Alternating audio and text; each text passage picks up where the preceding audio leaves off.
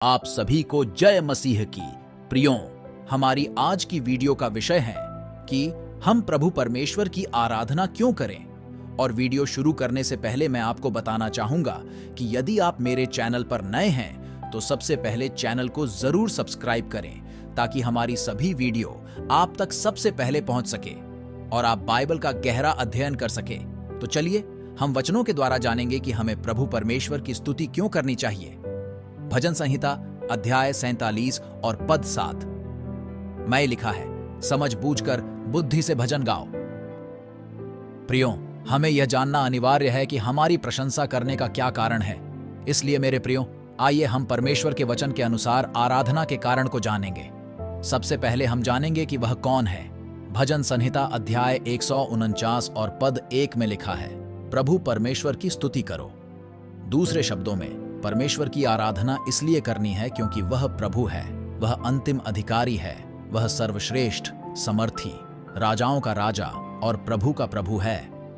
वह सब में फैलौठा है तथा सब कुछ उसके लिए तथा उसके द्वारा सृजा गया, वह सब में से उत्तम है।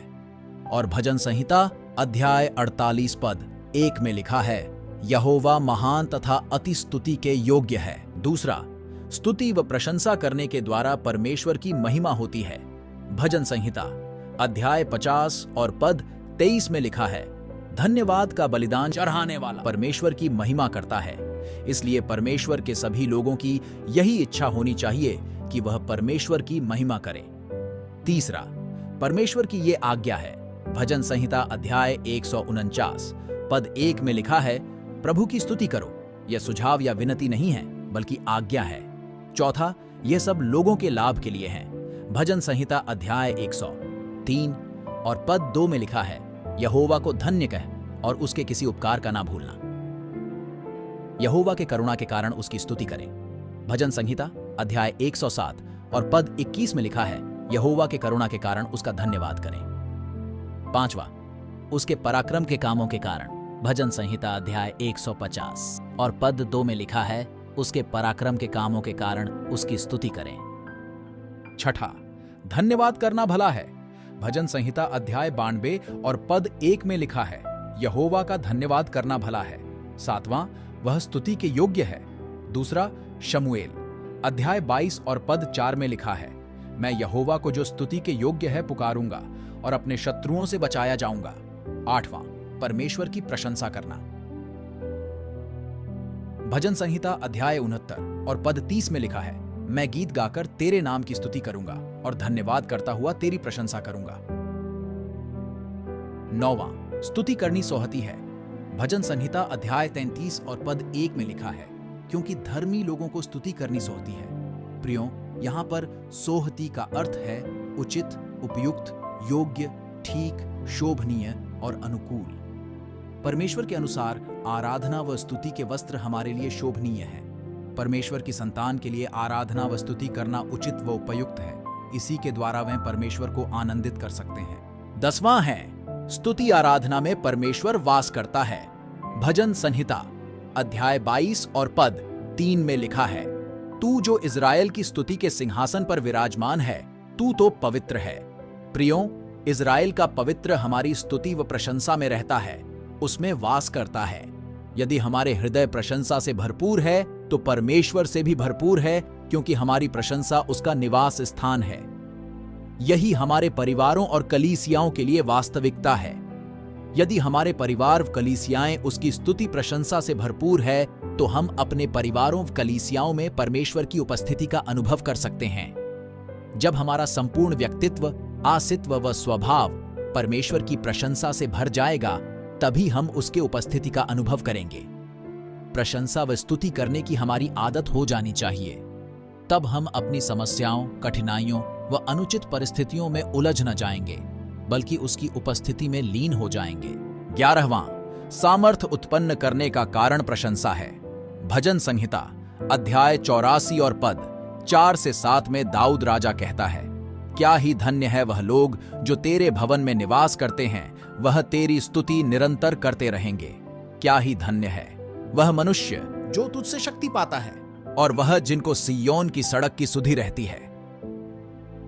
प्रियो, जो व्यक्ति परमेश्वर की स्तुति प्रशंसा करता है, स्वयं प्रभु उसकी शक्ति व सामर्थ है।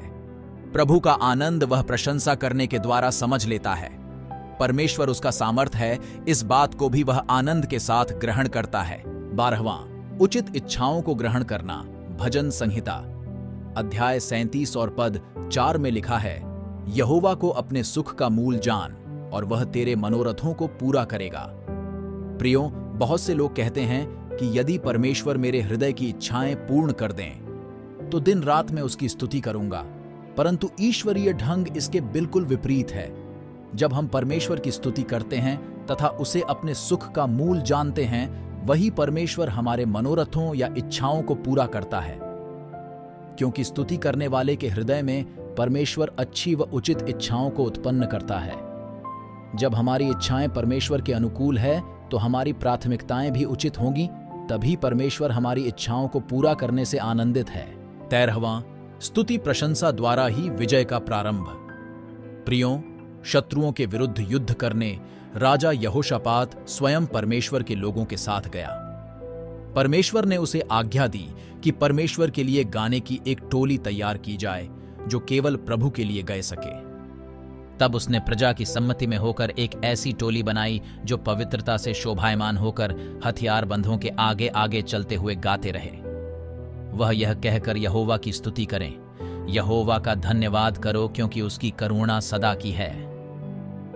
जिस समय वे गाते हुए स्तुति करने लगे, उसी समय से यहोवा ने अम्मोनियों, मोआबियों और सेईर के पहाड़ी देश के लोगों पर, जो यहूदा के विरुद्ध आ रहे थे, घातकों को बैठा दिया और वह मारे गए। और इसे आप दूसरा इतिहास अध्याय 20 और पद 21 से 22 में देख सकते हैं। आप कल्पना कीजिए कि एक सेना की टुकड़ी है और उसके सामने सामने एक गाना गाने वालों की टुकड़ी चली आ रही है। एक स्वाभाविक मनुष्य के लिए समझना असंभव है कि युद्ध में भी ऐसा हो सकता है। दूसरा, कुरिन्थियों अध्याय 10 और पद 4 में लिखा है कि क्योंकि हमारी लड़ाई के हथियार शारीरिक नहीं पर गढ़ों को ढा देने के लिए परमेश्वर के द्वारा सामर्थ ही है। जब हम युद्ध में सम्मिलित होते हैं तो हमें हमेशा स्तुति के सामर्थ को स्मरण करना चाहिए, ताकि होठों से सदा ऊंचे स्वरों में परमेश्वर की स्तुति होती रहे। तभी हम परमेश्वर के उद्धार देखने पाएंगे। जो लोग वास्तविक रीति से परमेश्वर की स्तुति प्रशंसा करना जानते हैं तो वह उसकी उपस्थिति तथा सामर्थ को भी भली भांति जानते हैं। आमीन। प्रियो, आशा करता हूं कि आपको इस वीडियो से काफी कुछ सीखने को मिला होगा, और यदि आपको हमारी वीडियो पसंद आई तो आप इसे लाइक और शेयर करें, ताकि हर एक जन प्रभु के इस आराधना के विषय को सीखने पाए। और हमारे चैनल को भी जरूर सब्सक्राइब करें, ताकि हमारे सभी वीडियो आप तक पहुंच सके और आप इसी प्रकार बहुत से विषय को समझकर प्रभु में सही रीति से आगे बढ़े। धन्यवाद।